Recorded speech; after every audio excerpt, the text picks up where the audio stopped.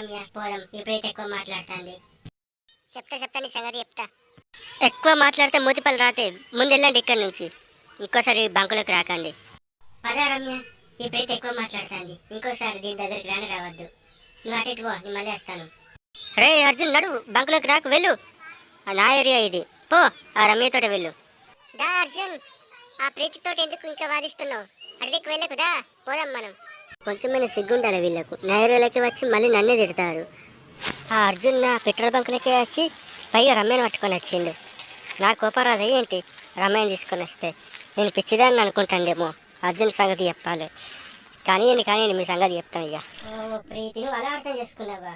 రమ్యకి నాకు మధ్య ఎలాంటి సంబంధం లేదు, కేవలం మా మధ్య ఉండేది ఫ్రెండ్షిప్ మాత్రమే. అర్జున్, అక్కడ టైలర్ వేయద్దు తెలుసా, ఇది ఆర్వో. బళ్ళ మీద నువ్వు టైలర్ తిడతారు, నన్ను తిడతారు, నీ ఎందుకు రప్పించినావు అని. పో అక్కడ, ఓ అర్జున్ మళ్ళీ రాకు ఇటువైపు, ఇంకోసారి వస్తే మంచిగా ఉండే చెప్తాను. నా సోపతి పట్టకు నువ్వు, పో.